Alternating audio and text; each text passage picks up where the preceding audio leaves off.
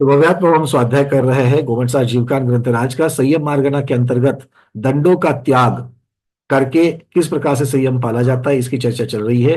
दंड और गुप्ती, इनकी तुलना, इनमें क्या भेद है या इनमें क्या समानता है, इनकी चर्चा हम लोगों ने प्रारंभ की है। अभी तक हम लोग किसी नतीजे पर नहीं पहुंचे हैं। अब एक एक एक प्रकार से आचार्य भगवंतों ने अलग अलग ग्रंथों में इनका वर्णन कैसे किया है उसकी चर्चा हमने कल प्रारंभ की थी, तत्वार सूत्र जी और पूज्यपाद स्वामी के सर्वार्थ सिद्धि ग्रंथराज की अपेक्षा से। तो वहां पर तो कहा गया है कि काय वांग मन कर्म योग, जो योग है उसे मन वचन काय की क्रियाएं इस प्रकार से कह दिया, और उनकी स्वच्छंद प्रवृत्ति का बंद करना, बंद मतलब वो स्वच्छंद प्रकृतियों का निषेध करना, निरोध करना, ये निग्रह कहलाएगा। और विषय सुख की अभिलाषा के लिए की जाने वाली जो प्रवृत्तियां होती है, विषय सुख के लिए, सांसारिक सुख के लिए जो प्रवृत्तियां होती है, किसकी होती है? मन वचन काय के द्वारा होती है। उसका निग्रह करने के लिए सम्यक शब्द लगा दिया, सम्यक योग निग्रहो गुप्ती, गुप्ती का वर्णन चल रहा है। बात समझ में आ रही है? योग किसे कहा? हाँ बिल्कुल, गलती आपकी नहीं है। शुरुआत में ही इतने वापस भारी भरकम शब्द आ रहे हैं, सम्यक योग निग्रह गुप्ती, है ना। कल 1.5 घंटा चर्चा करने के बाद भी आज ये बड़े बड़े शब्द लग रहे हैं क्या? नहीं बोलने वाले सावधानता से बोलो, कुछ नहीं है इसमें। सम्यक शब्द का अर्थ जानते हो? सही तरीके से, योग्य तरीके से क्या करना है? योग का निग्रह करना है। योग क्या है? मन वचन काय की क्रिया है, उनका निग्रह करना। निग्रह करना मतलब क्या है? स्वच्छंद प्रवृत्ति का निरोध करना है, उसको रोकना है। तो क्या हम स्वच्छंद प्रवृत्तियां कर, ये बताया तो जा रहा है साधुओं के लिए, ये बताया जा रहा है साधुओं के लिए, महाव्रतधारी के लिए, किंतु अनुव्रतधारी भी अभ्यास रूप से इसे कर सकते हैं कि नहीं कर सकते हैं? अशुभ क्रियाओं का त्याग क्या सिर्फ साधुओं ने करना है क्या? हम लोग अशुभ क्रिया करते कि नहीं करते हैं? मुनि महाराज अशुभ क्रिया नहीं करते तो भी उनके लिए ये ऊपर से बता दिया, तो हम लोग जो धड़ल्ले से करते हैं उनके लिए क्या कहना चाहिए? हाँ जग जाओ, रेडी हो गए, वार्म अप हो रहा है कि नहीं हो रहा है? अशुभ क्रिया है, करते कि नहीं करते? मन से, वचन से, काय से? काय से कौन सी क्रिया करते हैं? अशुभ क्रिया कौन सी करते हैं काय से?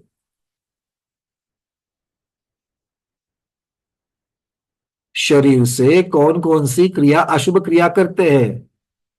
ठंडे हो गए सब लोग, कुछ भी याद नहीं आ रहा है। कोई क्रिया नहीं करते हम लोग, गलत क्रियाएं नहीं करते हैं। अरे भाई, प्राणियों का वध, अब आप तो हमारी क्या अपेक्षा से थोड़ी वर्णन चलेगा, सभी प्राणी मात्र की अपेक्षा, सभी जीवों की अपेक्षा से वर्णन चल रहा है कि नहीं है? संयम किसे धारण करना है? आपको और हमको, बाकियों को नहीं। सबकी अपेक्षा से वर्णन है। क्या कह रहे हैं? प्राणी का वध हो सकता है, चोरी हो सकती है, मैथुन हो सकता है, परिग्रह हो सकता है, आरंभ करते हैं, ताड़न करते हैं, अलग अलग प्रकार से भयानक रुद्र रूप धारण करते हैं, करते कि नहीं करते हैं? चंडी का अवतार धारण करते कि नहीं करते हैं? गुस्सा आ जाए तो हाथ में जो चीज है वो पटकते कि नहीं पटकते हैं? अरे हाँ तो बोलो। कोई भी जमद अग्नि नहीं बैठे यहां पर? अच्छा, चलिए कोई बात नहीं, मैं ऐसा मान करके चल रहा हूँ कि सभी श्रेणी आरोहण करने वाले आरोहक बैठे हैं, वो बस थोड़ी देर में इनको वितरागता हो रही है। नीरज जी कह रहे पहले होती थी, बिल्कुल होती थी। और अभी भी अगर प्रतिकूल परिस्थिति आ जावे, देखो, ये रिफ्लेक्स माना जाता है, सरागी जीवों का रिफ्लेक्स। अगर हम प्रतिकूल परिस्थिति से बच जावे, उनसे दूर दूर दूर रहे, तो अच्छी चीजें हो सकती है। उस लेवल तक जाएगा ही नहीं। आग कब भड़कती है? आग तो लगती है, किंतु आग भड़कती कब है? शब्द भड़कने का चल रहा है। आग भड़कती कब है? तो आग को भड़कने का योग्य साधन मिल जावे। आग में अगर पेट्रोल कोई डालता है तो आग भड़केगी कि नहीं भड़केगी? बस ऐसे ही है, किसी के साथ में अनबन शुरू हो गई और ऐसी प्रतिकूल चीज मिल गई और उसमें किसी ने अगर मान लो पेट्रोल डाल दिया, तो आग भड़केगी कि नहीं भड़केगी? अरे ऐसी भड़केगी कि हाथ में स्वाध्यायी भी। अरे आपके और हमारी क्या चर्चा कर रहे हो? भरत चक्रवर्ती महाराज ने अनुव्रत लेने के पश्चात भी गुस्से में आकर के अपने भाई के ऊपर चक्र रत्न जब चलाया है, तो क्या वो पूजन करने के लिए चलाया था? मारने के लिए चलाया था ना। तो आप और हम क्या क्या बोल रहे हैं कि पहले होता था अब नहीं होता है? प्रतिकूल परिस्थिति मिल जावे, गारंटी है क्या? और प्रतिकूल परिस्थिति बता करके नहीं आती है। थोड़ी सी हमारे जो हम एक्सपेक्ट करते हैं ऐसा होना चाहिए और वैसा नहीं होवे, और अगर हम क्रोध करने की हालत में रहे, बहुत बार क्रोध करने की हालत में नहीं रहते। क्या हम घर के मुखिया नहीं है? दूसरों के हमको हम थोड़ा डाउन रहते इसलिए सुन के लेना पड़ता है। महाराज जी सामने बैठे, स्वाध्याय कक्ष चल रहा है, मंदिर जी में बैठे हैं, समाज में बैठे हैं, तो बहुत क्रोध नहीं कर सकते। किंतु ऐसी जगह पर हो जहां पर आपसे भी छोटे हो, आपसे गौण हो, और आप बिल्कुल वहां पर क्रोध को कर सकते हो, और फिर देखो कैसे कैसे क्रोध करते हो। और उसी समय फिर ये जो वाणी है वो भी खुल जाती है। खुलती कि नहीं खुलती है? बिल्कुल खुलती है। तो बास आचार्य भगवान यही इन्हीं बातों की चर्चा कर रहे हैं। ये मन वचन काय की जो अशुभ क्रियाएं है, उन अशुभ क्रियाओं को रोकना है। अशुभ क्रिया दंड कहलाती है, और अशुभ क्रियाओं को त्यागना ये दंडों का त्याग है। अच्छा एक बात बता, जब प्रतिकूल परिस्थिति बनती है और हम लोग जब क्रोध करते हैं, तो क्रोध में बड़बड़ करके दूसरे को सुनाने में, उस क्रोध को व्यक्त करने में उस समय आनंद होता है कि दुख होता है? बाद में नहीं, उस समय। तो क्रोध के द्वारा जो भी क्रियाएं होती है वो आर्त ध्यान है कि रौद्र ध्यान है? आर्त ध्यान दुख की वजह से होता है, रौद्र ध्यान सुख की वजह से होता है। बेसिक डिफरेंस देख लो। तो जब गुस्सा आता है, चिड़चिड़ चिड़चिड़ करते हो, तब वो चिड़चिड़ करते वक्त उसके बाद थोड़ा सा रिलीफ होता है कि नहीं होता है? क्योंकि एक बार चिड़चिड़ हो गई, 5 मिनट के बाद में उस लेवल की चिड़चिड़ नहीं होती है, गुस्सा ठंडा होने लगता है। आया ना? मतलब जब वो अपनी पीक पर था, तब हमने कितनी सारी अशुभ क्रियाएं करी। तो आचार्य भगवान यही करे कि वो अशुभ क्रियाओं का त्याग करना ये दंड है, और उसी को तो संयम कहा है। अरे अपने मुख पर, अपनी वाणी पर संयम रखना, अपने शरीर पर संयम रखो। क्यों? इससे प्राणी पीड़ा होती है कि नहीं होती है? दूसरों को जब अपमानित करने वाले शब्द बोलते हो, तो सामने वाले के ऊपर क्या फूल झड़ते हैं? उसको मजा आता है क्या? मतलब उस प्राणी की पीड़ा हुई कि नहीं हुई? वो बहुत प्राणी की पीड़ा होती है। बस यही बात है, इनको अशुभ क्रिया कहा है, दंड कहा है, इसका त्याग होना चाहिए। और गुप्ती की चर्चा करें तो, गुप्ती की चर्चा करें तो अब गुप्ती के भी 3 भेद कर दिए इन्होंने, वैसे 4 हो गए। पहले 2 है पूर्ण गुप्ती, आंशिक गुप्ती। पूर्ण मन वचन काय की क्रिया, मनोगुप्ती, वचन गुप्ती, काय गुप्ती तो आपने पढ़ ली है। अब उससे थोड़ा सा आगे चलते हैं। आचार्य भगवान कहते हैं कि पूर्ण गुप्ती और आंशिक गुप्ती। गुप्ती किसे कहा? योग का निग्रह, सम्यक योग निग्रहो गुप्ती। तो योग का अर्थात मन वचन काय की क्रियाओं का सम्यक तरीके से निग्रह करना, उनकी स्वच्छंद प्रवृत्ति को रोकना, ये हो गई गुप्ती। पर गुप्ती भी 3 प्रकार की, काय गुप्ती, वचन गुप्ती, मनोगुप्ती पता थी। अब कह रहे हैं कि पूर्ण गुप्ती और आंशिक गुप्ती। तो पूर्ण गुप्ती किसे कहेंगे? कहते हैं मन वचन काय की प्रवृत्ति का संपूर्ण निरोध करके, संपूर्ण शब्द लगा रहे हैं, संपूर्ण निरोध करके बस ज्ञाता दृष्टा भाव से निश्चय समाधि को धारण करना। ये क्या कहता है? ये संपूर्ण गुप्ती कहलाती है। तो संपूर्ण गुप्ती आपके हमारे 6ठे 7वें गुणस्थानवर्ती मुनि महाराज के एक बस की बात है क्या? तो उनकी क्या होती है? आचार्य भगवान कहते हैं कि आंशिक गुप्ती होती है, अंश मात्र गुप्ती होती है। तो अंश मात्र गुप्ती किसे कह रहे हैं? कुछ शुभ राग मिश्रित विकल्प प्रवृत्तियों के सहित शक्ति स्वरूप में आत्मा में निमग्न रहने का काम आंशिक गुप्ती है। क्या कह रहे हैं? अशुभ को हटाकर शुभ में रहना, ये आंशिक गुप्ती है। ये आपको हमको पॉसिबल है कि नहीं है? साधु महाराज को भी पॉसिबल है कि नहीं? कल हमने बहुत उदाहरण देखे इसके। खालीपन आ जाएगा तो अशुभ उसमें एंटर करेगा, उसकी जगह पर शुभ से भर देंगे तो अशुभ घुसेगा क्या? नहीं घुसेगा।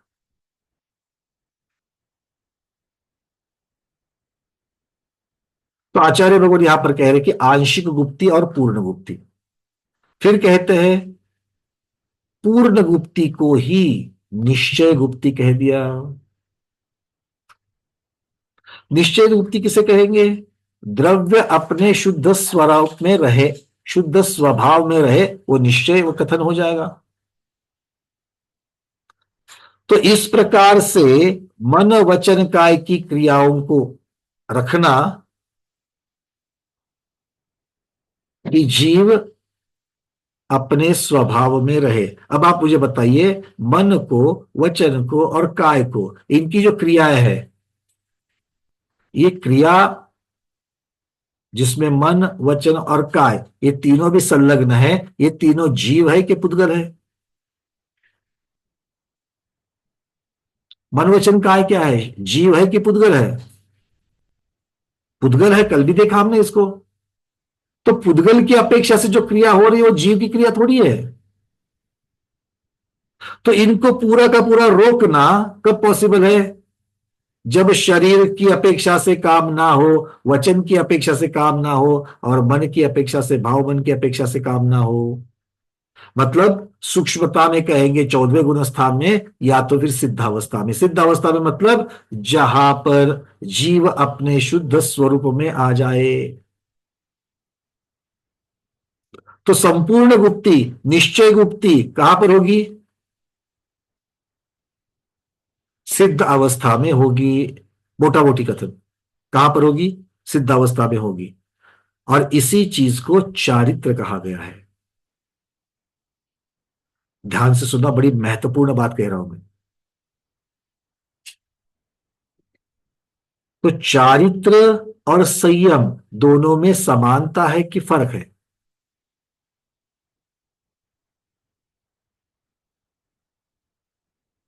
चारित्र में और संयम में देखा जाएगा तो आचार्य भगवान कह रहे हैं चारित्र जीव का स्वभाव है। आचार्य क्या कह रहे हैं?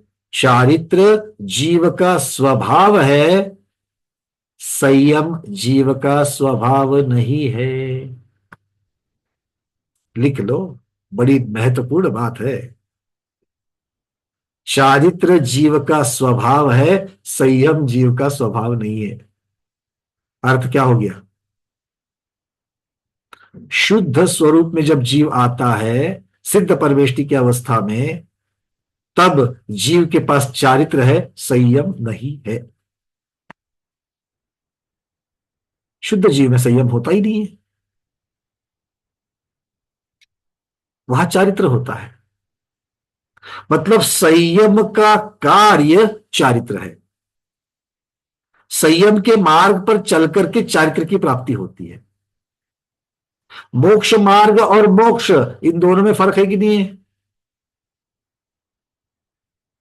मोक्ष मार्ग पर चलकर मोक्ष हासिल होता है, और जहां मोक्ष हासिल होता है वहां पर जीव शुद्ध स्वरूप में आता है। तो जीव का शुद्ध स्वरूप कहो या जीव की मोक्ष अवस्था कहो, दोनों एक ही है। तो जब जीव मोक्ष अवस्था में रहता है वहां पर मोक्ष मार्ग पर चलता है क्या? वो तो चल के आ गया। आप जो स्वर्णभद्र टूप पर पहुंचते हो तो आपकी वंदना पूर्ण हो रही है। आप चल रहे हो क्या, चल करके आए हो, पहाड़ चढ़ करके आए हो, तब जाकर के स्वर्णभद्र ऊपर पहुंच गए हो। तो आचार्य कह रहे हैं कि, और अच्छा आप पहाड़ कैसे चलते हो, कैसे भी चलते हो, देख देख करके चलते हो कि नहीं चलते हो, बड़े शुद्ध भावना के साथ में नारे लगाते हो चलते हो कि नहीं चलते हो, सम्यक प्रवृत्ति करते चलते हो कि नहीं चलते हो। बस संयम वही है। जीव मोक्ष मार्ग पर चलते वक्त जो सम्यक प्रवृत्ति करता है, क्योंकि प्रवृत्ति का नाम संयम है। दोषों की निवृत्ति और सम्यक की प्रवृत्ति या शुभ की प्रवृत्ति, यह संयम कहलाता है। तो संयम में क्या हो गया, दोनों भी है, अशुभ से निवृत्ति, शुभ में प्रवृत्ति। अरे हाँ या ना। और इन्हीं का फल क्या होगा, चारित्र की उत्पत्ति। अब हमारे नीरज भाई कहेंगे भैया एक देश चारित्र शब्द भी तो आता है। हाँ आता है, क्योंकि वो सारा व्यवहार कथन है। जैसे हम संयम के मार्ग पर चढ़ करके चारित्र की प्राप्ति होती है ये कहते हैं, उसी प्रकार एक देश चारित्र से होते हुए चारित्र के, चारित्र क्या है, गुण है। चारित्र क्या है, गुण है। मतलब गुण है तो अविभाग प्रतिच्छेद होंगे, आया ना। मतलब एक देश चारित्र के अविभाग प्रतिच्छेद, और वो बढ़ते बढ़ते बढ़ते बढ़ते संपूर्ण चारित्र के अविभाग प्रतिच्छेद अलग अलग होंगे कि नहीं होंगे। तो एक देश चारित्र में अविभाग प्रतिच्छेद कम है, और संपूर्ण चारित्र में उसकी पूर्णता 100% है। और ये पाया कैसे, एक देश चारित्र, एक देश संयम का पालन करके पाया, संपूर्ण चारित्र संपूर्ण संयम के मार्ग पर चलते हुए पाया। अगर हम मोटा मोटी कथन करें तो संयम और चारित्र एक ही है, ऐसा ही आज तक कहते मानते आए थे। अरे हाया ना। सुनीता उकरकर दीदी, इतने वर्षों से स्वाध्याय चल रहा है, मोटा मोटी में एक ही मानते थे कि नहीं मानते थे। यहां पर आचार्य भगवान यहां पर कह रहे हैं कि संयम और चारित्र, इनमें फर्क सिद्ध कैसे कर रहे हैं। आचार्य भगवान तो अपने मन से बात थोड़ी बताएंगे। वो कहते हैं कि शुद्ध जीव का स्वभाव संयम नहीं है, चारित्र है। चारित्र है ये तो सबको मालूम है, क्योंकि चारित्र किसे कहा, राग द्वेष मोह रहित हो जाना चारित्र, अपने स्वभाव में रहना ये चारित्र, ज्ञान दर्शन गुण के साथ रहना ये चारित्र। और संयम सम्यक प्रवृत्ति अर्थात समिति के साथ रहना और अशुभ का त्याग करना। अशुभ में कौन कौन है, तीन चीजें अशुभ में है, कषाय, इंद्रिय विषय और दंड, अशुभ प्रवृत्तियां, ये तीनों का त्याग, अशुभ से निवृत्ति।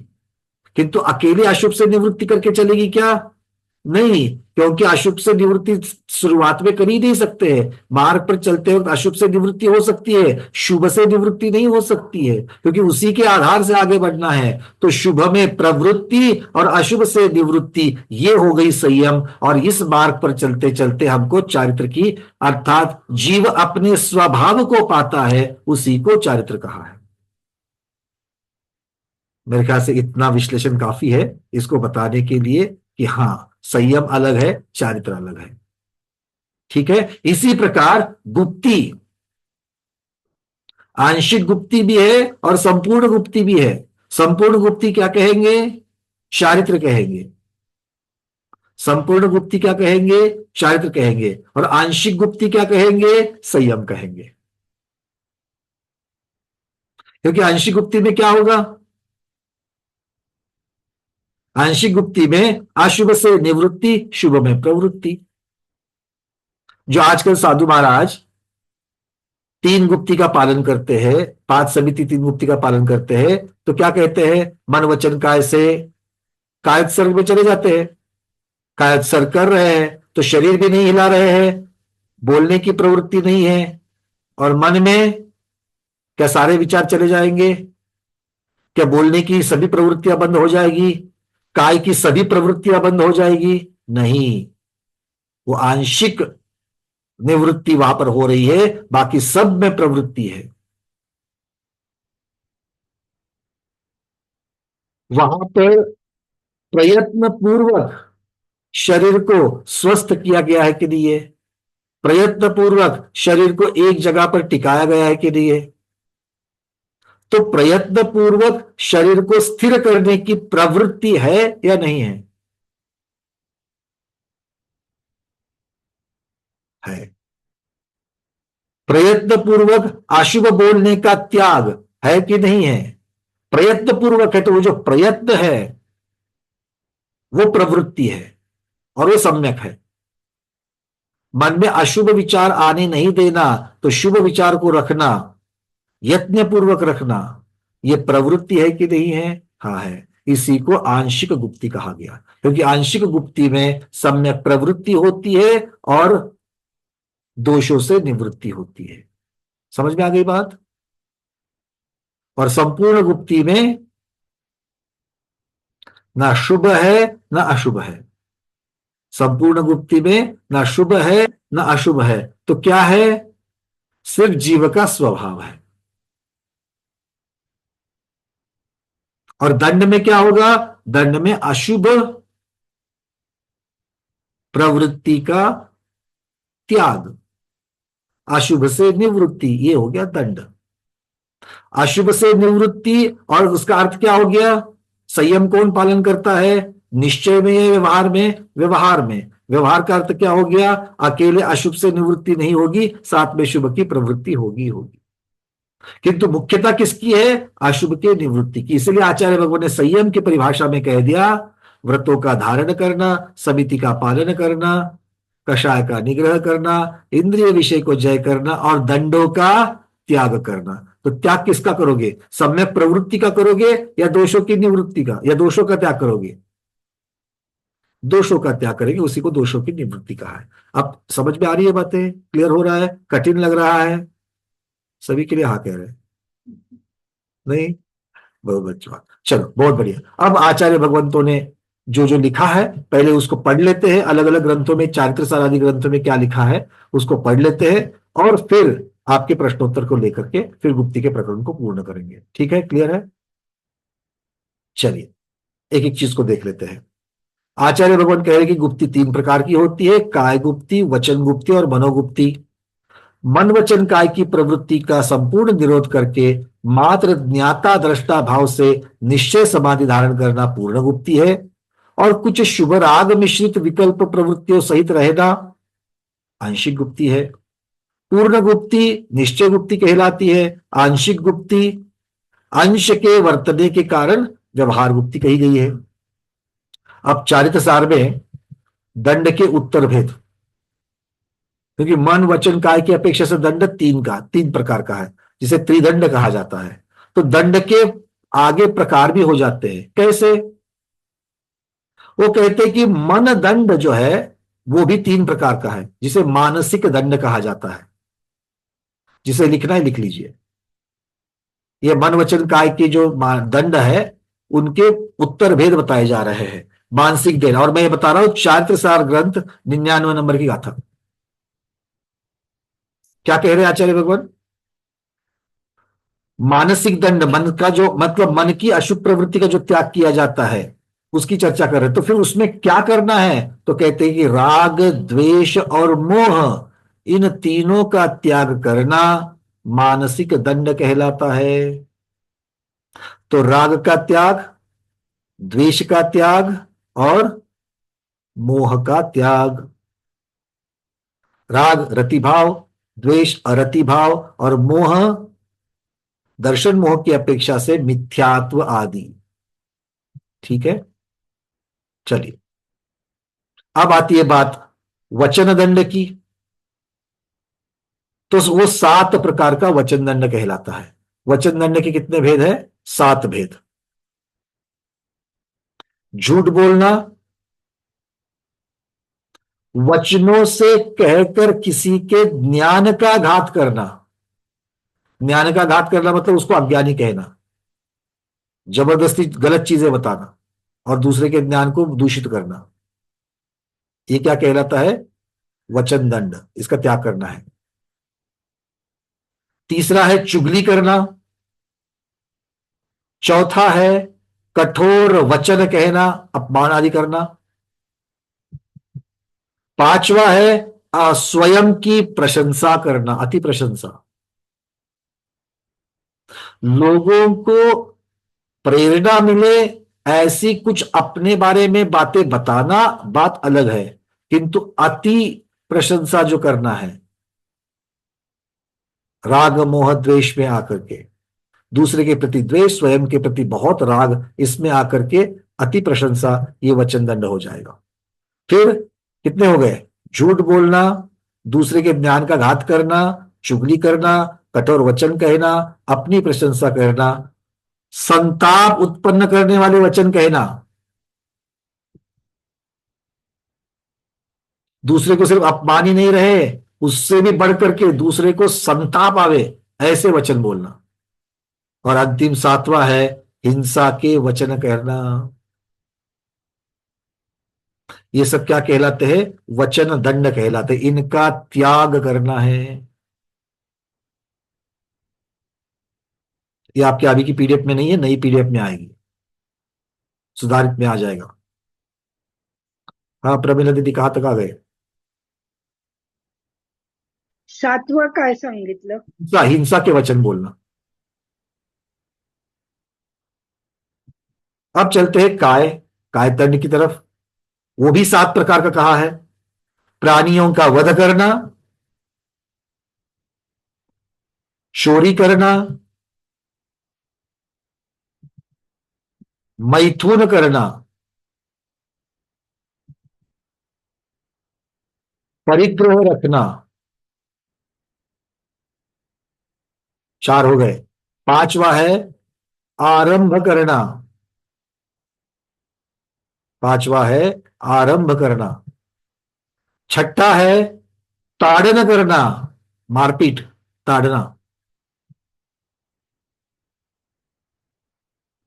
और सातवां है उग्र रौद्र भयानक रूप धारण करना। ये सातवां कायदंड कहलाता है। ये सातों का त्याग करना। किसके लिए करना?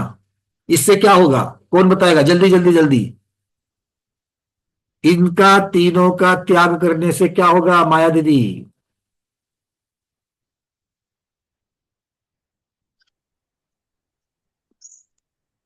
अरे बोलो।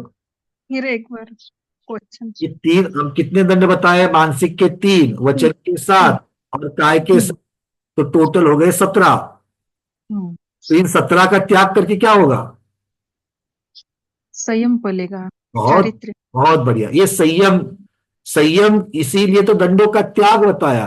तो दंडों का त्याग मतलब इन 17 चीजों को छोड़ना, इनका त्याग करना, कम नहीं करना, इनका त्याग करना है। थोड़ा बहुत चुगली करेंगे, थोड़ी बहुत निंदा करेंगे, थोड़ी बहुत प्रशंसा कर, ये नहीं चलेगा, संपूर्ण त्याग। ठीक है। चलिए, तो इसे आचार्य रघुवंशाचार्य साहब में इसे दंड कहते हैं, उत्तर भेद कहे जाते हैं। अब मनोगुप्ति का लक्षण कह रहे कि राग द्वेष से मन परावृत्त करना, ये मनोगुप्ति कहलाती है। असत्य भाषण आदि से निवृत्त होना, मौन धारण करना, वचन गुप्ति है।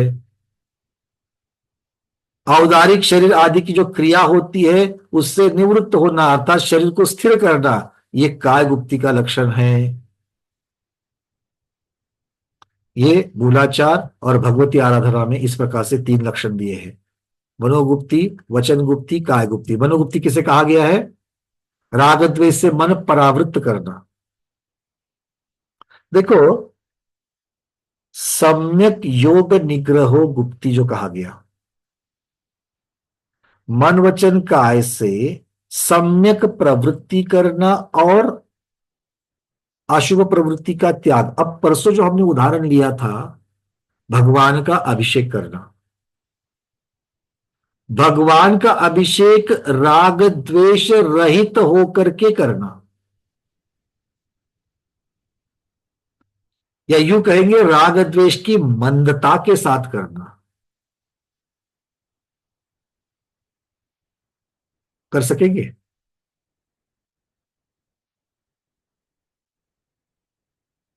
भक्ति रागरूप होती है, पक्का।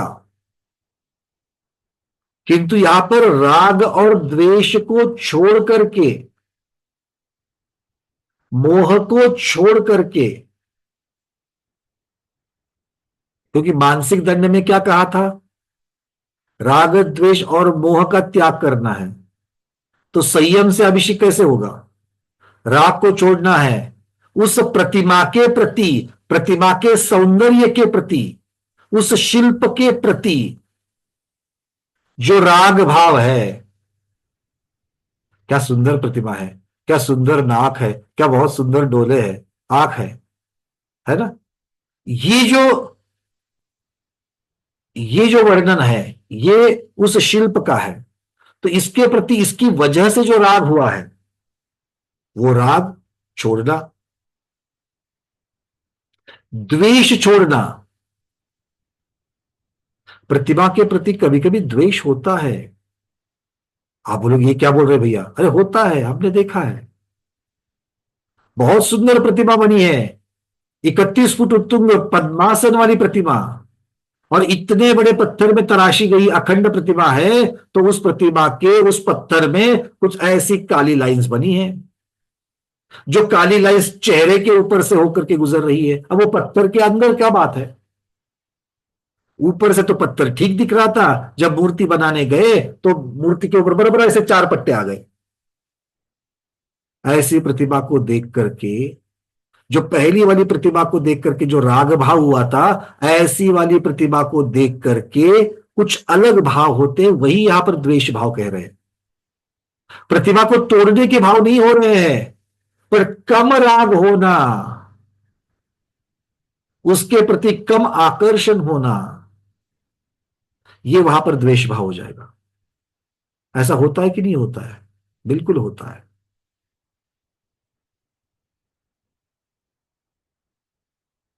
तो इस द्वेष को भी छोड़ना, और फिर मोह को भी छोड़ना, मतलब मिथ्या को छोड़ना। मैं किसका अभिषेक कर रहा हूं, क्यों अभिषेक कर रहा हूं? मैं उस गुण के धारी जीव की प्रतिमा का अभिषेक कर रहा हूं। क्यों? मुझ में उन गुणों की प्राप्ति होवे, इसलिए कर रहा। अब यहां पर राग है, प्रतिमा के फिजिकल सौंदर्य के प्रति राग है? नहीं। अगर प्रीति है तो गुणों में प्रीति है, और जब गुणों की तरफ देख रहे हो तो वो जो 4 पट्टे वहां पर 4 लाइन जो आ रही थी उस पत्थर में, उसकी तरफ ध्यान नहीं जा रहा है, तो भगवान के गुणों के प्रति जा रहा है। और गुण के प्रति ही देखते हुए वंदे तद्गुण लब्धे बोल करके इस भावना से अभिषेक करना, यही तो सम्यक प्रवृत्ति हुई, मोह का त्याग हुआ। अरे हाय ना। तो अभिषेक कैसे करना है? मानसिक दंड का त्याग करते हुए। परसों के प्रश्न के उत्तर में हम लोग आ रहे हैं अभी। चर्चा को ऐसे ही कोरी चर्चा नहीं, उसी के लिंक यही चल रहे हैं हम लोग। क्योंकि राग राग राग राग राग, वो राग भाव मेरे काम का नहीं है, वीतराग भाव मेरे काम का है। राग भाव मेरे काम का है क्या? नहीं, वीतराग भाव मेरे काम का है। और वीतराग भाव तभी उत्पन्न होगा जब गुणों में प्रीति होगी, जब गुणों में प्रीति होगी। ठीक है? समझ में आ रही है बातें? अगर सामने वाली प्रतिमा को देख करके, फिर भले वो नमीनाथ भगवान की क्यों ना हो, फिर वो मल्लीनाथ भगवान की क्यों ना हो, फिर वो संभवनाथ भगवान की क्यों ना हो, फिर वो धर्मनाथ भगवान की क्यों ना हो, फिर वो श्रेयांसनाथ भगवान की क्यों ना हो, और उनकी प्रतिमा के ऊपर अगर वो पत्थर के दोष युक्त चार लाइनें क्यों नहीं वहां पर बनी हुई हो, मुझे उनके पंच कल्याणक दिख रहे हैं। जैसे बाकी तीर्थंकरों में महावीर भगवान, पार्श्वनाथ भगवान के पांच कल्याणक हुए हैं, वैसे ही मल्लिनाथ भगवान के भी पांच कल्याणक हुए। हुए ना? पक्के हुए। तो वो क्यों हुए? उन्होंने भी 16 करण भावनाएं भाई। मजाक है 16 करण भावना भाना? अरे अर्घ चढ़ाना बड़ा सुंदर और बहुत सरल है कि नहीं है? और ऊपर से अगर बहुत सुंदर संगीत के युक्त अगर अर्घ बना हो तो बहुत ही सरल होता है फिर।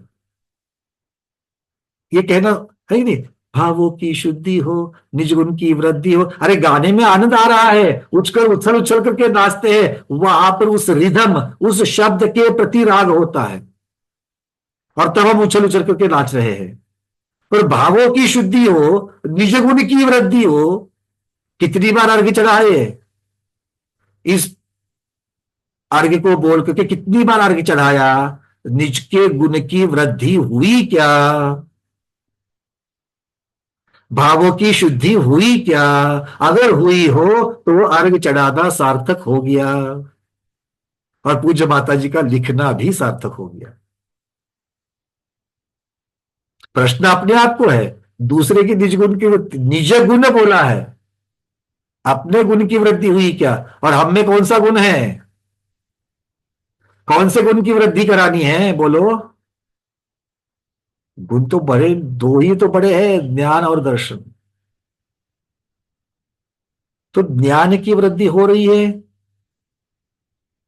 दर्शन की वृद्धि हो रही है। अच्छा चलो, ज्ञान की वृद्धि तो इमीडिएटली समझ में आती है।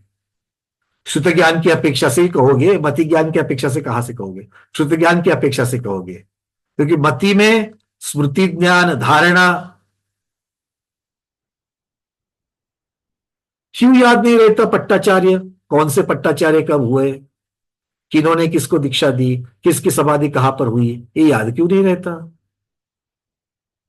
क्योंकि मति ज्ञान में वृद्धि नहीं कर रहे हैं, स्मृति ज्ञान में वृद्धि नहीं कर रहे हैं, उसकी तरफ ध्यान नहीं दे रहे हैं। गणित क्यों नहीं समझता? क्योंकि उसकी तरफ ध्यान नहीं दे रहे हैं। कठिन है ये धारणा पहले से, यही तो हमारे देखो वंदे तद्गुण लब्धये। ज्ञान जो है वो ज्ञान की भावना बढ़नी है। चलो श्रुत ज्ञान तो बढ़ गया, मति ज्ञान को भी हमें बढ़ाना है। ये बातें तो फिर भी समझ में आती है। दर्शन गुण को बढ़ाना मतलब क्या करना? दर्शन गुण को बढ़ाना, भावों की शुद्धि हो, निज गुण की वृद्धि हो। निज गुण में दर्शन गुण है, उसकी वृद्धि कैसे हो? क्यों सुनीता दीदी? आज जरा चिंतन हो ही जाए, दर्शन गुण में कैसे बढ़ेगा? और दर्शन यहां पर सम्यक दर्शन की अपेक्षा से भी नहीं लेना, सम्यक दर्शन की अपेक्षा से तो है ही है। रूबी दीदी हमें पता था आप कहोगे दृष्टिकोण का अर्थ यहां पर श्रद्धान की अपेक्षा से हो गया। यहां पर दर्शन गुण की बात कर रहे हैं, क्योंकि केवल ज्ञान में जो केवल दर्शन शब्द है, केवल ज्ञान, क्योंकि दर्शनावरण कर्म का जब समूल नाश होता है तब केवल दर्शन उत्पन्न होता है, सम्यक्त्व नहीं है। सम्यक्त्व तो पहले ही पा दिया, क्षायिक सम्यक तो पहले ही पाया है। तो यह दृष्टिकोण वाली बात नहीं है, श्रद्धान वाली बात नहीं है, दर्शन की बात है। दर्शन में कौन कौन बाधा डालता है? दर्शन में बाधा कौन डालता है? अरे पांच चीजें हैं, भयानक है, वो बाधा डालती है हमारे दर्शन में। आया ना? किरण दीदी क्या लग रहा है, बोलो तो जरा, हिंट मिल गई किरण दीदी को? पांच निद्रा। बहुत बढ़िया, पांच प्रकार की निद्रा। निद्रा कर्म, निद्रा निद्रा कर्म, प्रचला प्रचला कर्म और ज्ञानवृत्ति निद्रा बिल्कुल। तो दर्शन में बाधा डालने वाले कर्म की अपेक्षा से जो पांच भेद हुए हैं वही तो चीजें हैं जो हमारे दर्शन गुण को ढक रही है, और उसी का नाश करने के बाद में केवल दर्शन उत्पन्न हो रहा है, केवल दर्शनावरण कर्म का नाश करके। बाकी तो सब क्षाय क्षमिक है, ये है वो है, वो चर्चा तो चलती रहेगी, है कि नहीं है? बस तो निद्रा को कम करते जाना, तब जाकर के निज गुण की वृद्धि हो रही है। अभी भी ठंड है करके और 15 मिनट सोएंगे, अगर ऐसा कंबल लेकर के सोने की भावना हो रही है, चले गए ना 15 मिनट आपकी जागरूक अवस्था के 15 मिनट, जिसका क्या क्या उपयोग कर सकते थे। और जितना ज्यादा सोएंगे उतना बाकी की सब में क्रियाओं में शॉर्टकट आ जाएगा। क्या करे, आज देर हो गई, समय ही नहीं मिला, एक पूजा कम हो गई, शॉर्टकट में पूजा करी, शॉर्टकट पे अभिषेक किया, शॉर्टकट में सकलीकरण किया। आपकी नहीं, मेरी चर्चा चल रही है।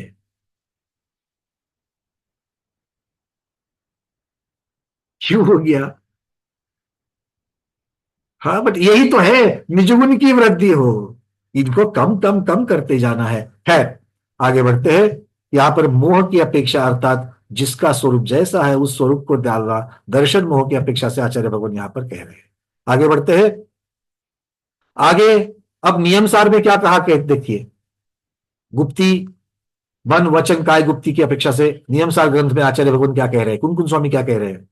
कलुषिता, मोह, राग, द्वेष आदि अशुभ भावों के परिहार को व्यवहार नय से मनोगुप्ती कहा है।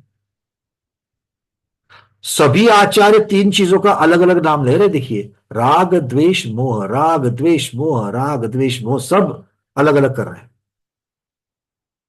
रति भाव, अरति भाव और मिथ्या भाव, ये तीनों की अपेक्षा से इन तीनों को अलग किया जा रहा है। और इन्हीं अशुभ भावों का परिहार मतलब त्याग, ये व्यवहार नय से मनोवृत्ति है। अशुभ का त्याग पूर्णतः कर सकते कि नहीं कर सकते हैं? क्या ऐसा कुछ है कि पूर्णता नहीं, आंशिक ही करेंगे? पूरा का पूरा चुगली करना टाल नहीं सकते भैया, इसलिए आज से हमने सिर्फ आधा चुगली करने का, त्याग करने का नियम ले लिया, चलेगा? भैया अपमान करने से हम बाज आ ही नहीं सकते, हमें अपमान करना ही पड़ता है। संपूर्ण त्याग नहीं कर सकते हैं तो आधा आधा त्याग करेंगे। पहले 4 लोगों का करते थे, अब 2 लोगों का करेंगे, है ऐसा? तो अशुभ का पूरा त्याग किया जा सकता है कि नहीं करते? अरे आप लोगों ने अनुव्रत लिए हैं तो किसका त्याग किया है? 5 पाप का त्याग किया है कि नहीं किया है? तो उसका आधा अधूरा किया है क्या? हाँ, अब यहां पर तो प्रश्न उठ गया।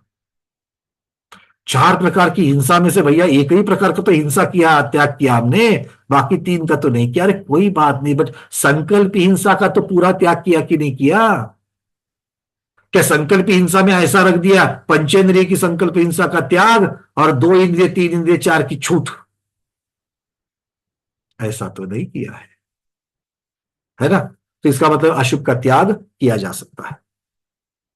आगे कह रहे हैं, पाप के हेतुभूत, जो पाप का कारण है, ऐसी स्त्री कथा, राजकथा, चोर कथा, भक्त कथा इत्यादि रूप वचनों का त्याग, असत्य आदि बोलने का त्याग वचन गुप्ती कहलाती है। फिर से घूम करके 4 विकथाओं के ऊपर आ गए। मैं नहीं, कुंद कुंद स्वामी कह रहे हैं, नहीं तो मेरा नाम खराब करोगे। कौन बता रहा है इनका त्याग करने के लिए? कुंद कुंद स्वामी कह रहे हैं। अब तो सुनो, उनका तो सुनना ही पड़ेगा, हमारी तो छोड़ दो। 4वीं कथा मतलब फिर से किसकी चर्चा कर रहे हैं? प्रमाद की चर्चा कर रहे हैं। आगे कहते हैं, बंधन, छेदन, मारण, आकुंचन अर्थात संकोचना, प्रसारण अर्थात फैलाना इत्यादि काय क्रियाओं की निवृत्ति को काय गुप्ती कह दिया। शरीर को बहुत सिकुड़ना, शरीर को फैलाना, ये भी नहीं, शरीर को जैसा जहां पर रखना है, स्थिर करना है, उतना ही यहां पर काय गुप्ती। तो इस प्रकार से नियम सार्वभौमिक कुंकुम स्वामी भी मन वचन काय गुप्ती की चर्चा कर रहे हैं। भगवती आराधना,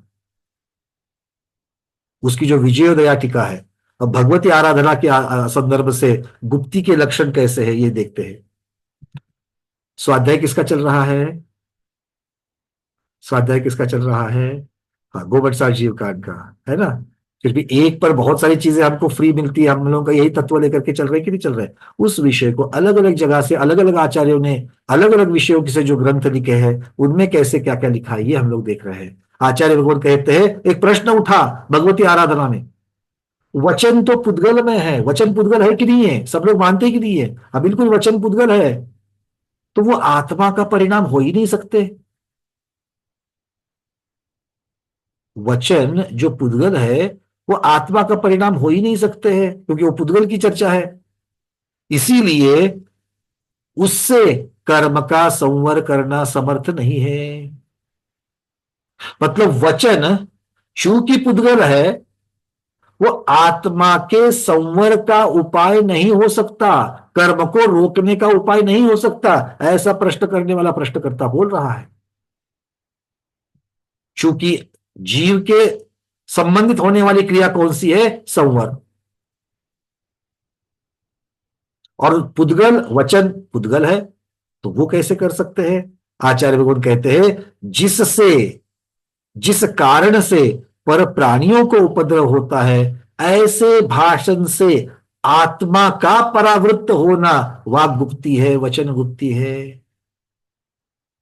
परावृत्त निवृत्त किसे होना है? आत्मा को होना है, क्योंकि चर्चा संसारी की चल रही है। आप जब आत्मा के स्वभाव और पुद्गल इनका संबंध जब लगा रहे हो, तो वो तो कथन हो जाएगा शुद्ध द्रव्य शुद्ध सिद्ध परमेष्टि की अपेक्षा से हो जाएगा। सिद्ध परमेष्टि भगवान बोलते हैं क्या? नहीं बोलते हैं। तो उनकी अपेक्षा से तो ये वाला प्रश्न बैठेगा ही नहीं। तो शब्द पुद्गल उच्चारण कौन करता है? कौन सा आत्मा करता है? संसारी आत्मा करता है। और संसारी आत्मा तो वैसे भी पुद्गल कर्मों से लिप्त है। इसीलिए जिससे, जिस भाषण से, जिस वचन से दूसरे प्राणियों को उपद्रव होता है, पीड़ा होती है, ऐसे वचनों से परावृत्त होना, निवृत्त होना आत्मा के लिए वचन गुप्ती है। अथवा जिस भाषण में प्रवृत्ति करने वाला आत्मा अशुभ कर्म का विस्तार करता है, ऐसे भाषण से परावृत्त होना, मतलब ऐसे वचन जिनके बोलने से जीव को अशुभ कर्म का आश्रय बंद हो जाए, ऐसे वचन को छोड़ना, ऐसे वचनों का त्याग करना वचन गुप्ती है।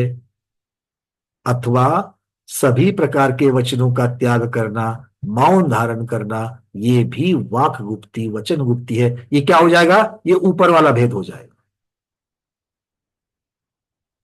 क्लियर है? तो गुप्ती को धारण कर सकते कि नहीं कर सकते हैं? यहां पर भाषा समिति बोलना कैसे बताती है, और वचन गुप्ती अशुभ से रोकने का प्रयास करती है। और इसीलिए आचार्य कहते हैं कि जिनको गुप्ती का पालन नहीं आता, वो समिति में प्रवृत्ति करे। जिनको गुप्ती का पालन नहीं आता, कौन सी गुप्ती का? संपूर्ण गुप्ती का पालन नहीं आता, जो शुभ और अशुभ दोनों से निवृत्त होने की बात संपूर्ण गुप्ती करती है। तो हम लोग वो कर सकते हैं क्या? नहीं कर सकते हैं। अगर नहीं कर सकते हैं तो शुभ में प्रवृत्त हो जाओ, जिसका नाम समिति है। क्लियर? चलिए, बहुत बढ़िया। अब चर्चा चलेगी, यहां पर मनोगुप्ती की चर्चा अब आती है। प्रश्न उठा, मनो की जो गुप्ती कही गई है, वहां प्रवृत्त हुए मन की गुप्ती होती है, क्या राग द्वेष में अप्रवृत्त मन की होती है? ध्यान से सुनो, बड़ी सूक्ष्म चर्चा चल रही है यहां पर अलग अलग ग्रंथों में, क्योंकि इनमें बहुत से ग्रंथ जो है वो अध्यात्म ग्रंथ भी है। नियम सार आदि जो अध्यात्म ग्रंथ है उनमें तो उसी लेवल की चर्चा चलेगी। तो क्या कह रहे हैं, मन की जो गुप्ती, जो मनोगुप्ती है, वो किसकी अपेक्षा से है? प्रवृत्त हुए मन की अपेक्षा से है, क्या राग द्वेष में जो अप्रवृत्त मन है उसकी अपेक्षा से है? क्यों ऐसा प्रश्न क्यों पूछा? तो बोलते कि अगर मन शुभ कार्य में प्रवृत्त हुआ है तो उसके रक्षण करने की आवश्यकता क्या है? क्यों गुप्ती रखे हम? है कि नहीं है? शुभ वचनों की गुप्ती हो सकती है क्या? पर मौन में तो शुभ वचन भी बंद कर दिए। जब मौन रहे, क्योंकि भाषा समिति में शुभ वचन बोले और वचन गुप्ती में शुभ का भी तो त्याग किया गया है। तो यहां पर प्रश्नकर्ता पूछ रहा है, अगर मन शुभ कार्य में प्रवृत्त हुआ है तो उस मन का रक्षण करने का क्या कारण है? वहां पर बचने वाली कोई बात तो है ही नहीं है, क्योंकि कोई दोष नहीं हो रहा है। और अगर किसी भी कार्य में अगर वो प्रवृत्त ने ना शुभ में प्रवृत्त है ना अशुभ में प्रवृत्त है तो असदरूप हो जाएगा। असदरूप मतलब उसका कोई वहां पर प्रवृत्ति ही नहीं है और निवृत्ति भी नहीं है। राग द्वेष ही नहीं है वहां पर, प्रवृत्ति निवृत्ति नहीं, राग द्वेष नहीं है। अगर राग द्वेष है ही नहीं है तो किससे निवृत्त हो जाएगी? तब उसकी रक्षा क्या करनी है? ये पहला प्रश्न हो गया। बहुत सारे प्रश्न प्रश्नकर्ता ने एक साथ पूछे। ये पहला प्रश्न हो गया। मतलब शुभ कार्य में जो प्रवृत्त हुआ है उसकी अपेक्षा से गुप्ती रखनी है, या जो वीतराग हो चुका है, राग द्वेष दोनों भी नहीं है, उसकी अपेक्षा से यहां पर प्रवृत्ति मनोगुप्ती करनी है? ये पहला प्रश्न। दूसरा प्रश्न पूछते हैं, या और जब आप मनोगुप्ती शब्द लगाते तो उसमें जो मन शब्द लगाया है उसमें द्रव्य मन लेना या भाव मन लेना? ऐसा प्रश्न क्यों कर रहे हैं?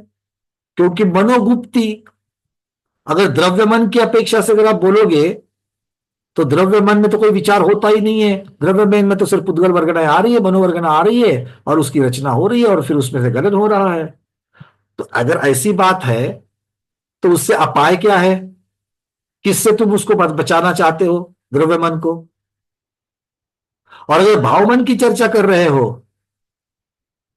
तो भाव मन ज्ञानावरण कर्म के क्षयोपशम से उत्पन्न ज्ञान है, और जो ज्ञान है उस ज्ञान से अपाय क्या? क्योंकि वो तो जीव का स्वभाव है। तो उससे निवृत्ति कैसे लेंगे, क्यों लेंगे? थोड़ी बहुत कठिन चर्चा है ये, अध्यात्म वाली चर्चा है। क्यों भाव मन की अपेक्षा ज्ञान का? क्या ज्ञान को हम लोग ज्ञान से निवृत्ति ले सकते हैं? गुप्ती में तो निवृत्ति लेनी है, तो ज्ञान में निवृत्ति ले सकते हैं क्या? नहीं ले सकते, क्योंकि ज्ञान का नाश हो ही नहीं सकता, ज्ञान से बचा ही जा नहीं सकता। क्यों? आचार्य भगवान यहां पर उसको एक उपमा दे रहे हैं, दृष्टांत दे रहे हैं। जैसे समुद्रों में तरंगे लहरें स्वभाव से उठती है, वैसे ही आत्मा में ज्ञान की लहरें उठती ही रहती है। उससे बचने का क्या फायदा? उससे बचने का कैसे उपाय करे?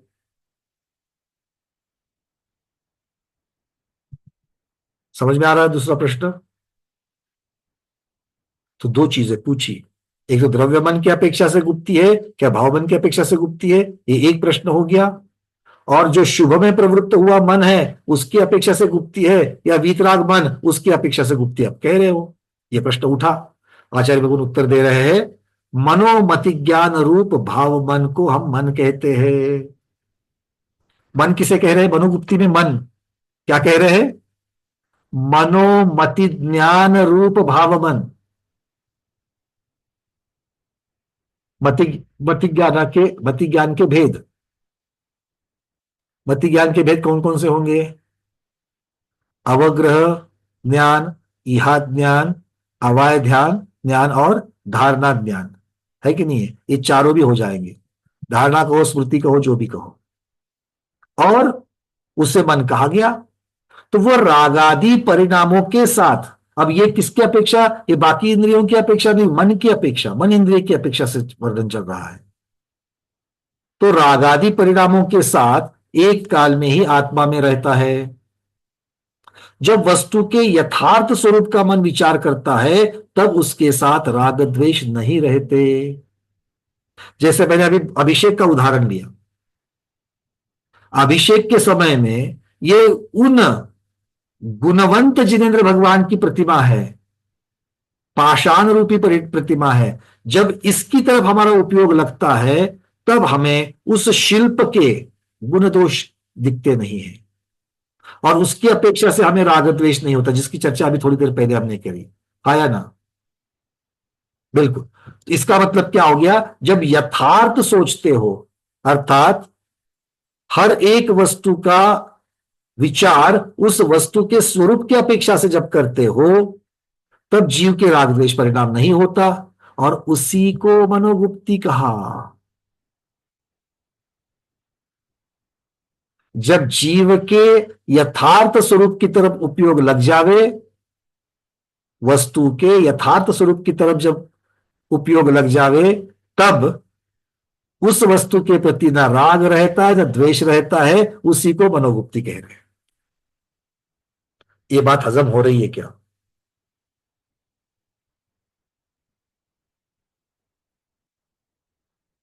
देखो, गुप्ती का अर्थ क्या है? समिति में है शुभ में प्रवृत्ति करना, और गुप्ती में क्या है? ना हमें शुभ ना चाहिए ना अशुभ चाहिए। अतुच्च उच्च अवस्था को जब देखेंगे तब शुरुआत तो हम लोग अशुभ का त्याग करेंगे, शुभ में रहेंगे और उस शुभ को भी हटाएंगे। तरीका तो यही रहेगा, पर तरीका मतलब उसका अंतिम कार्य क्या रहेगा? ना शुभ में रहना है ना अशुभ में रहना है। तो शुभ के प्रति राग होता है, अशुभ के प्रति द्वेष होता है, अर्थात राग द्वेष के साथ नहीं रहना है। तो जहां पर राग द्वेष की निवृत्ति हो जाए वही मनोगुप्ति कहलाएगी। और राग द्वेष की निवृत्ति कब होगी? क्योंकि राग होगा तो प्रवृत्ति होगी, द्वेष होगा तो निवृत्ति होगी, तो दोनों नहीं करने हैं। ये कब होगा? जब मैं यहां से देखते वक्त ये जो आकार दिख रहा है, इस आकार की अपेक्षा जब मैं विचार करूंगा, पर ये चश्मा लगा हुआ है, ये सांवला है कि गोरा है, इसके सर पर बाल है कि कम है, अंगूठी पहनी कि नहीं पहनी है, इसकी तरफ अगर मेरा ध्यान जाएगा तो राग और द्वेष होगा। और जहां पर इस प्रकार के विचार होंगे उनसे निवृत्त होने के लिए मुझे गुप्ती को धारण करना पड़ेगा। हाँ या ना? हाँ। पर जब देखते वक्त ये जीव है, ज्ञाता दृष्टा जीव है, इसी की तरफ मेरा उपयोग लग रहा है। जो सामने वस्तु दिख रही है उसका यथार्थ स्वरूप दिख रहा है। उसका यथार्थ स्वरूप क्या है? नीरज जी, यहां पर मध्यस्थ भावना की बात ही नहीं चल रही है, क्योंकि मध्यस्थ भावना जब आप करोगे तो वो निकाला हुआ रास्ता है। माध्यस्थ भाव मतलब ना राग ना द्वेष, इसका अपेक्षा से अगर आप माध्यस्थ भाव कहोगे तो एक बार ठीक है। यहां पर कह रहे कि माध्यस्थ भाव में राग नहीं रखना, द्वेष नहीं रखना का अर्थ क्या हो गया? जो जैसा है उसकी तरफ देखना। ऊपर से जो मुझे गुण दोष दिख रहे हैं उसकी तरफ नहीं देखना। तो ये क्या है? जीव है। तो उस जीव के ज्ञान की तरफ अगर अगर चर्चा जा रही है, ये जो भी बोल रही है, जो भी कथन मुझे सुनने दे रहा है, उसमें से ज्ञान झलक रहा है। और जो ज्ञान झलक रहा है, अगर मेरा उपयोग उस ज्ञान में लग जावे तो कौन बोल रहा है, क्या पहना है, कैसे दिखता है, इनकी चर्चा ही नहीं होगी। अरे हाँ या ना? जैसे गोमतेज भगवान के सामने जाने के पश्चात महाद्वार से जब दर्शन होते हैं, तो उस दर्शन में अगर आपको उन्होंने किया हुआ 1 वर्ष का कायोत्सर्ग दिखे, उनका त्याग दिखे, सब कुछ होते सब कुछ त्यागना दिखे, तो आप सही मात्रा में दर्शन कर रहे हैं और आपको किसी भी प्रकार की गुप्ती करने की जरूरत नहीं है। गुप्ती की आवश्यकता किसे पड़ती है?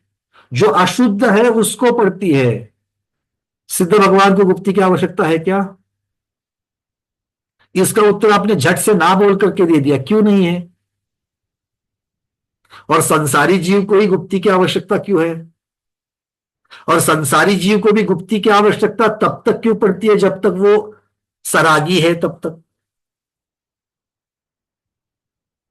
अब क्लियर हो रहा है? जहां राग द्वेष वहां गुप्ती की आवश्यकता, जहां पर राग द्वेष ही नहीं वहां पर तुम अपने आप गुप्ती में हो, अर्थात आप स्वभाव में। क्लियर है? जब ये तरीका पता चल जाता है तब गुप्ती को धारण करना आसान लग जाता है। तब गुप्ती को धारण करना आसान लगता है। लग रहा है कि नहीं लग रहा है आसान?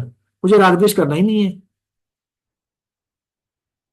और ये सिर्फ हाँ बोल करके नहीं चलेगा, उसके लिए कितनी सारी प्रैक्टिस लगेगी, कितनी सारी प्रैक्टिस। पर्याय की तरफ ना देखते हुए द्रव्य की गुण की तरफ देखना, क्योंकि सामने दिखती पर्याय है। अनादि काल से पर्याय की तरफ ही हमारा सबसे पहला उपयोग जाता है, इतने आदतन बन चुके हैं। उसको छोड़ करके नई आदत को डालना कितना आसान होगा। आपको जब भी कोई सामने कोई व्यक्ति दिखे आपको उसके गुण दिखने चाहिए।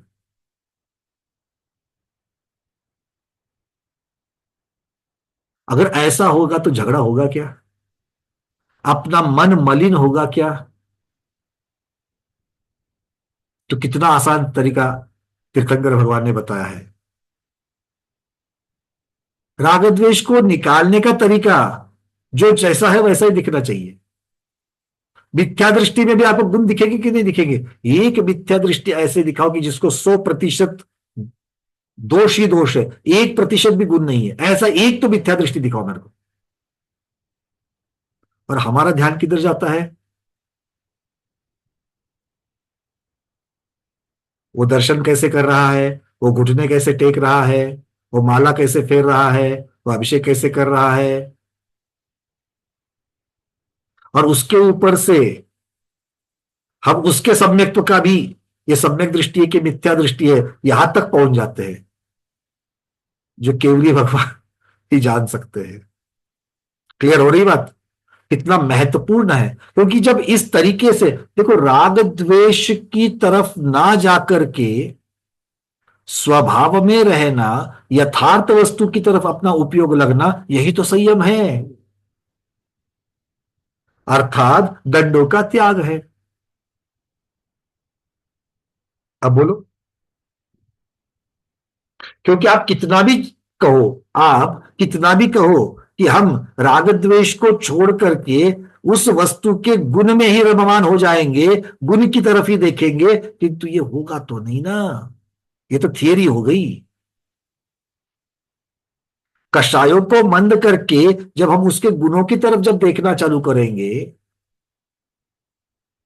और वो कब कब प्रतिकूल परिस्थिति में भी, अगर पति पत्नी में अनबन हो जाए, अगर पति पत्नी में अनबन हो जाए और अगर पत्नी कुछ बड़बड़ कर रही है गुस्से से, तो अगर पति को फिर भी, अरे कल इसको बुखार था फिर भी इसने उठ करके मेरी लिए चाय बना करके दी थी, अगर ये याद आ रहा है, अब मैं जीव द्रव्य के गुणों की चर्चा नहीं कर रहा हूं, उस सामने वाले व्यक्ति के पर्याय की अपेक्षा से उसने जो अच्छी चीजें की है उसकी तरफ अगर हम लोगों का ध्यान चला जाए, क्यों? क्योंकि हम और आपकी अपेक्षा से जब वर्णन करेंगे तब शुभ में रहना यह गुप्ती है, हाँ या ना? तब हम अशुभ से हट जाएंगे कि नहीं आएंगे? सास और बहू कितना भी हो जाए, अगर बहू को सास के प्रति, सास अगर कुछ उसको बताने जा रही है और गुस्सा आ रहा है बहू को, तो भी अगर बहू को सामने याद आ जाए कि हमारे सास के हाथ की जैसे पूरन पोली किसकी नहीं होती है, उपयोग किधर लगा है? गुण में लगा है, अशुभ को जगह ही नहीं छोड़ी, तो कितने सारे प्रॉब्लम सॉल्व हो जाएंगे। इसीलिए अगर आपको लगता है कि सामने वाले का ध्यान आपके दोषों की तरफ नहीं जाना चाहिए, आपके गुण की तरफ जाना चाहिए, तो हमें गुण बढ़ाने पड़ेंगे। क्यों? क्योंकि सामने वाले को गुण जल्दी नहीं दिखते हैं, दोष जल्दी दिखते हैं। दोष छोटा है तो भी दिखता है, गुण बड़ा है तो भी नहीं दिखता है। तो गुण को इतना बड़ा करना पड़ेगा कि सामने वाले को दिखाई दे। आया ना? नहीं? चलो, आप लोग इनडायरेक्टली कह रहे हो हित मित प्रिय में भैया हित का तो है, मित नहीं है। आप बहुत ज्यादा चल रहा है, पौन घंटे से वही बात चल रही है। आगे बढ़ते हैं तो आचार्य भगवान उत्तर दे रहे हैं, राग द्वेष की अपेक्षा से, अप्रवृत्त मन की अपेक्षा से ये गुप्ती होती है, या शुभ में जो प्रवृत्त हुआ है उसकी अपेक्षा से ये गुप्ती होती है। आचार्य भगवान कह रहे हैं कि वस्तु के यथार्थ स्वरूप का जब मन विचार करता है तो गुप्ती अपने आप हो जाती है, क्योंकि वहां पर राग द्वेष बंद हो जाता है।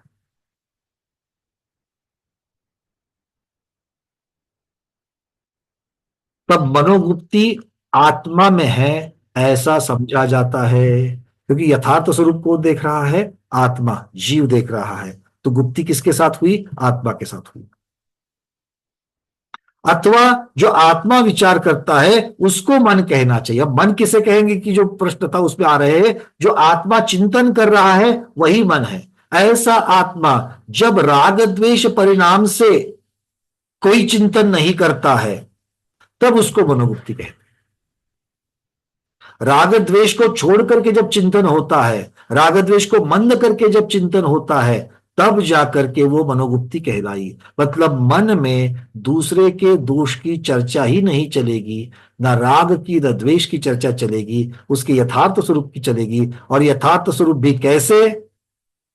तो जैसे वो न्यूट्रल देख रहा है, वो न्यूट्रल देख रहा है। मैंने बहुत बार उदाहरण दिया है, अगर अपने पुत्री का विवाह करके अगर विदाई हो रही है तो कितना दुख होता है।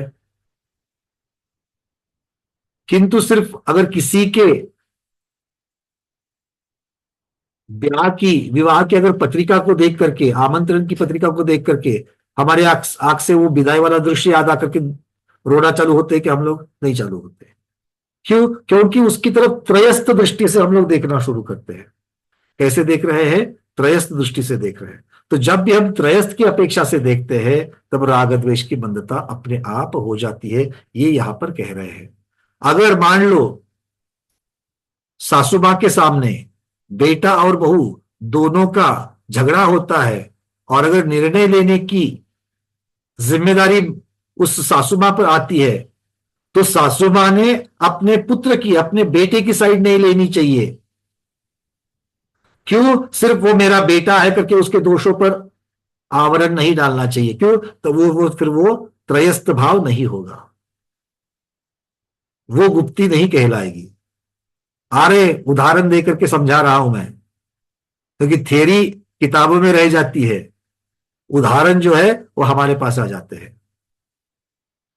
रोजमर्रा की जिंदगी में लग जाते हैं। चलिए, तो यहां पर आचार्य भगवान कह रहे हैं कि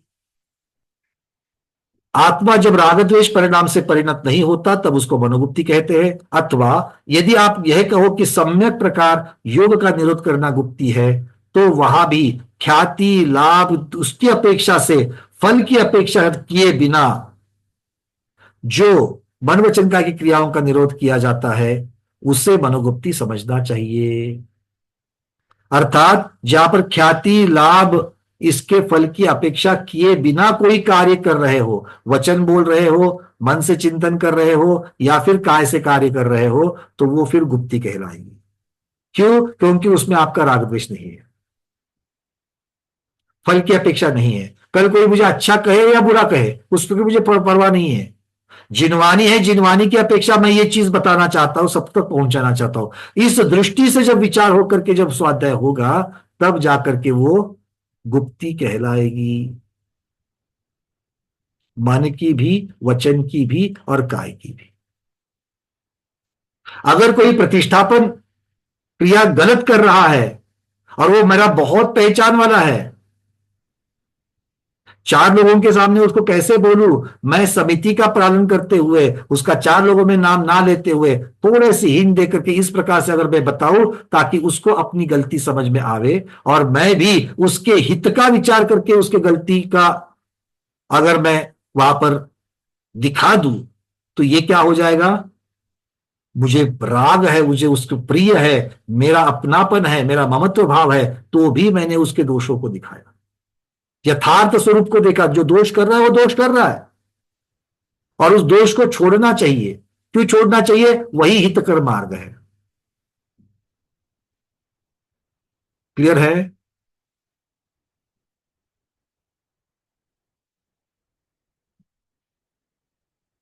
हाँ, नहीं बोल रहे लोग, कोई बात नहीं, अगली बार से मैं प्रतिष्ठापन क्रिया के बारे में कुछ नहीं कहूंगा। ठीक है, आगे बढ़ते हैं। चलो, अब प्रश्न आ गया काय गुप्ती के बारे में। मनोगुप्ती, वचन गुप्ती की तो चर्चा हो गई, अब काय गुप्ती के बारे में। अच्छा, कुछ प्रश्न लेंगे क्योंकि समय, काय गुप्ती का विषय हम लोग कल शुरू करेंगे। कुछ प्रश्नों के लिए हाथ उठ रहे हैं, पहले इसके ऊपर देख लेते हैं। मनोगुप्ती और वचन गुप्ती की अपेक्षा से प्रश्न होंगे। चलिए, काय गुप्ती को हम कल देख लेते हैं। पहला प्रश्न होगा प्रमोद जी, फिर संगीता दीदी, फिर विजयलक्ष्मी दीदी। नहीं, मेरा नहीं है, मैं पहले से लगा हुआ था। अरे पता नहीं आपका ऑन क्यों हो जाता है, उसको बता दो। और शायद तो कुछ तो बटन दब रहा है, कोई बात नहीं। संगीता दीदी। वंदना भैया, हाँ, तो ये यथार्थ स्वरूप के बारे में अभी हम लोग बोल रहे, तो जीव द्रव्य छोड़कर बाकी के 5 द्रव्य के बारे में हम कैसे सोचना चाहिए कि यथार्थ स्वरूप? बिल्कुल। देखिए, एक तो कि धर्म अधर्म की या काल आकाश की चर्चा बहुत कम आती है, आएगी तो जीव और पुद्गल की आएगी। तो जब पुद्गल की तरफ जब देखते हैं, तो जैसे मैंने उदाहरण दिया कि उस प्रतिमा में वो जो पट्टे आपको दिख रहे थे, अब उसकी तरफ वो पत्थर है, वो पुद्गल है, और पुद्गल में वर्ण होता ही होता है। पुद्गल में वर्ण होता ही होता है, ये पुद्गल का स्वभाव है। वो वर्ण ना अच्छा कहूंगा ना बुरा कहूंगा। क्यों? क्योंकि वो पुद्गल के साथ में होता ही होता है। मैंने अपनी धारणा में अगर ऐसा रखा है कि यहां पर नहीं होना चाहिए और यहां पर होना चाहिए, वो मेरी गलती है। मैंने अपने हिसाब से, उसके रागद्वेष के हिसाब से इसका वर्णन किया है। बट पत्थर तो मुझे पूछ करके मेरे रागद्वेष की अपेक्षा से उत्पन्न थोड़ी होगा, वो तो अपने स्वभाव से उत्पन्न होगा, और वो अपने स्वभाव से उत्पन्न हुआ है। तो ये पुद्गल है, ये पुद्गल का स्वभाव है, पुद्गल में वर्ण होगा ही होगा, और वो वर्ण जो है, वो वर्ण मेरे लिए ना कोई शुभ है ना अशुभ है। इसके लिए मुझे उसकी शुभ अशुभ राग द्वेष की चर्चा नहीं करनी चाहिए। पुद्गल को पुद्गल की अपेक्षा से, ये चिंतन के साथ ही आएगा, प्रैक्टिस के साथ ही आएगा। नहीं तो सामने जो पहले दिखता है वो राग द्वेष के साथ ही हम ग्रहण करेंगे। ये भी हो सकता है कि ये प्रोसेस में आगे बढ़ने से पहले हम तो शुरुआत में वही दिखना चालू हो जाएगा, किंतु दिखने के बाद भी हम समझ सकते हैं। कोई बात नहीं, दिखाई दिया, 2-3 मिनट में उसके साथ में बह गया, फिर मेरा स्वाध्याय काम में आ रहा है, और फिर मैं अपने आप को संभाल करके उससे जल्द से जल्द रागद्वेष की मंदता के साथ में यथार्थ स्वरूप की तरफ बढ़ सकता हूं। अब ये संभलने के लिए कितना समय लगता है, वो धीरे धीरे धीरे धीरे धीरे कम होना चाहिए। ये जरूर कर सकते। और ये धर्म अधर्म आकाश, ये तो अपना शुद्ध परिणाम उसका होता है, तो ऐसे ही समझना चाहिए फिर उसके बिल्कुल, बारे में। ये कब देख सकते हैं? जैसे अगर आप देखोगे कि कोई गिर गया, हम्म, कोई गिर गया, क्यों गिर गया? उसने क्या किया, उसने क्या नहीं किया, इसकी जगह पर अरे वो तो इस प्रकार से गिरेगा ही। धर्म द्रव्य अधर्म द्रव्य की अपेक्षा से वहां पर विचार करो। धर्म द्रव्य अधर्म द्रव्य की अपेक्षा से विचार जब करेंगे तो कारणों की तरफ विचार नहीं जाएगा। अब क्या करना चाहिए, गिर गया है, अब क्या करना चाहिए, इसकी तरफ अपना उपयोग लग जाएगा। ठीक है। और एक पूछ सकती हूँ क्या? बाद में पूछूंगी बाकी लोगों के बाद। अगर विषय विषय दूसरा है तो उसके बाद में आपको मैं समझ देता हूँ। द्रव्ययम और भावयम के बारे में बाद में पूछूंगी। द्रव्य और द्रव्ययम और भावयम, मन के बारे में, यम यम चारित्र। चारित्र के बारे में अगर पूछना है तो पूछ लीजिए। हाँ, तो ये जो भावयम, जो जिसी को भावयम होता है तो वो द्रव्ययम कहलाता है, तो यानी मिथ्यात्व ही कहना चाहिए फिर उसको। कैसे? उदाहरण दीजिए। कि अभी जैसे कि बाबा जिसको सम्यक दर्शन नहीं हुआ है, हम्म। योग को, हाँ, तो उनको तो सम्यक दर्शन नहीं हुआ है, तो यानी चारित्र भी उनका सम्यक नहीं है। बिल्कुल तो फिर उनका होगा तो द्रव्यम यानी फिर मिथ्यात्व ही पहले गुणस्थान वाला, ऐसा सोचना चाहिए। बिल्कुल, क्योंकि वहां पर द्रव्य की अपेक्षा से मिथ्यात्व नहीं है, भाव की अपेक्षा से ही मिथ्यात्व आ जाएगा। फिर वो कैसे फिर भैया एक समझेंगे, क्योंकि जब तक सम्यक दर्शन नहीं होता है तब तक कैसे वो पकड़ेंगे, फिर कैसा पकड़ना क्योंकि चाहिए लक्षण इनको। की तरफ आपको देखना पड़ेगा, अगर देखना ही है तो अब दूसरों की छोड़ो, खुद के बारे में अगर मुझे विचार करना है कि हाँ मेरा हाँ वही। आचरण सम्यक है कि नहीं है, हम्म। मेरा आचरण सम्यक है कि नहीं है, सबसे पहले देखना चाहिए कि मेरा आचरण राग द्वेष भाव की अपेक्षा से चल रहा है क्या, ये पहली बात। दूसरा, आगम के अनुसार चल रहा है कि नहीं चल रहा है, क्योंकि इतना सारा जबरदस्त आपके लिए रेफरेंस दिया हुआ है, उस रेफरेंस के हिसाब से चल रहा है कि नहीं चल रहा है। हम्म। मतलब जो चीजें आचरण में मुझे छोड़नी चाहिए थी, बुरा चिंतन छोड़ना चाहिए था, बुरे शब्दों को छोड़ना चाहिए था, बुरी क्रियाओं को, हिंसात्मक क्रियाओं को छोड़ना चाहिए था, तो ये सारा का सारा चारित्र है, क्या मैं इसके अनुसार चल रहा हूं? अगर चल रहा हूं तो जिनवानी की अपेक्षा से चल रहा हूं और उसको मान करके चल रहा हूं, इसका मतलब ही मेरा श्रद्धांत सम्यक है, मेरा चारित्र सम्यक है। और वो कभी कभी भी ऐसा द्रव्यम में भी आ सकते हैं, ऐसा नहीं कि हमेशा अपना भावयम रहेगा ही रहेगा, ऐसा नहीं है ना। द्रव्य में तो द्रव्य की क्रिया तो चल ही रही है, हर बार द्रव्य की क्रिया चल रही है। बहुत बार क्या होता है कि द्रव्य की क्रिया हम परंपरा से भी करते हैं। बहुत सारी जगह पर देखो, दो चीजें हैं, एक निसर्ग और एक अधिगम। अधिगम का अर्थ होता है कि हम उसको परख परख करके, परख परख में उसके बारे में हम सोच करके फिर उसको करेंगे। हम कितनी क्रियाएं सोच परख के करते हैं?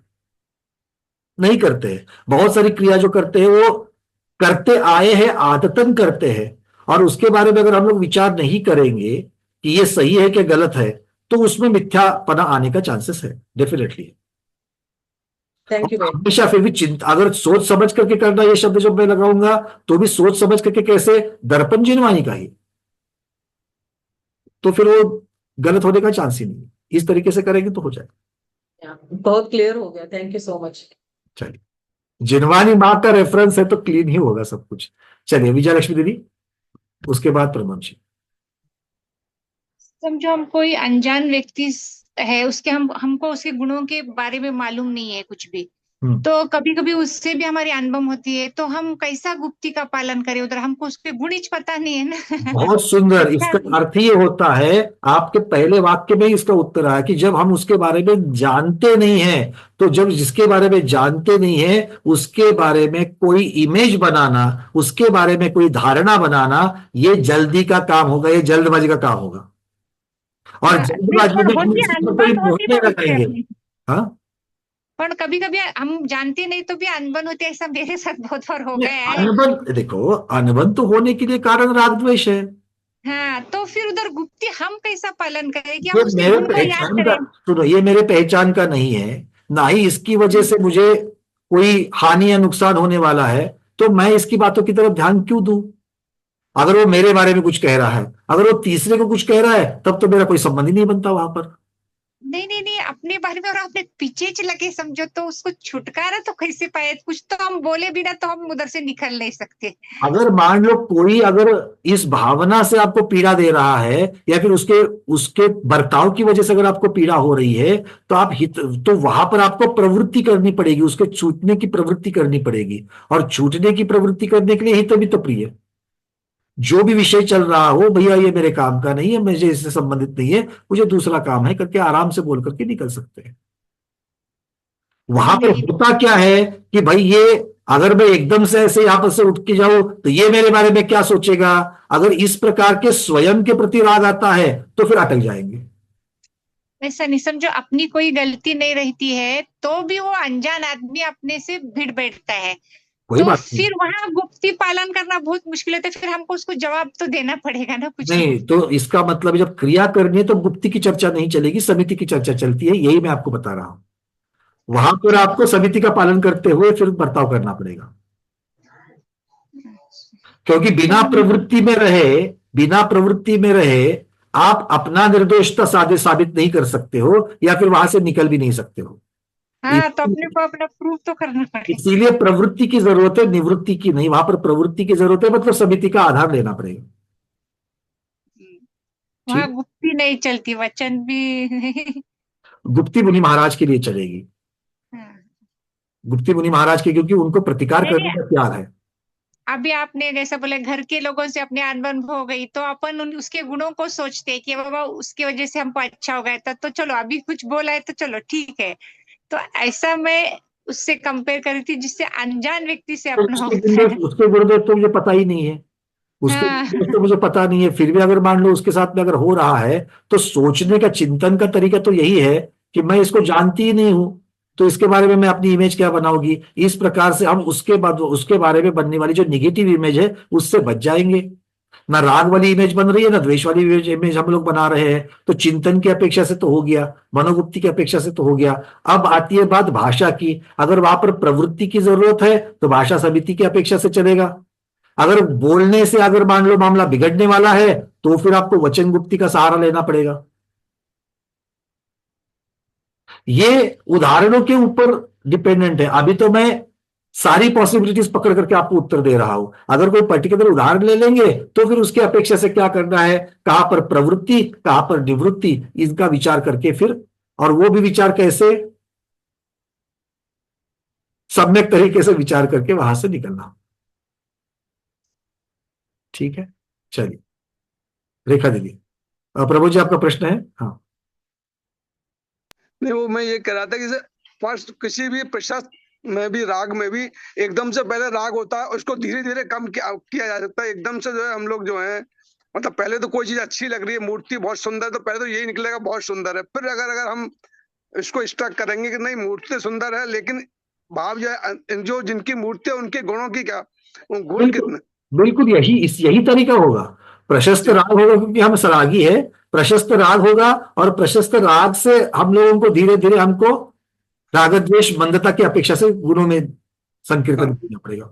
मतलब यही वहां तो बट ये बहुत उच्च अवस्था की बात हो गई। अगर हम दर्शन आदि करने के लिए गए हैं, भक्ति आदि करने के लिए गए हैं, तो बिना राग के, बिना प्रशस्त राग के भक्ति होगी ही नहीं। ठीक, वो तो सही है। क्योंकि अगर आप कहोगे कि मैं राग द्वेष को मंद करके, द्वेष की बात तो छोड़ दो, मैं प्रशस्त राग को मंद करके मैं अभी पूजन करूंगा, अगर ऐसी चर्चा करोगे तो उस पूजन में उपयोग किस प्रकार से लगेगा ये। जब अगर मान लो आपने वो वाला चिंतन की अवस्था पा ली है कि जहां पर शब्दों की तरफ आपको ध्यान जा रहा है, मुनि मन सम उज्ज्वल नीर, तो वो नीर में जो मुनि मन की जैसे स्वच्छता, मतलब राग द्वेष की मंदता, ये आपको जब तक नहीं दिख रहा है।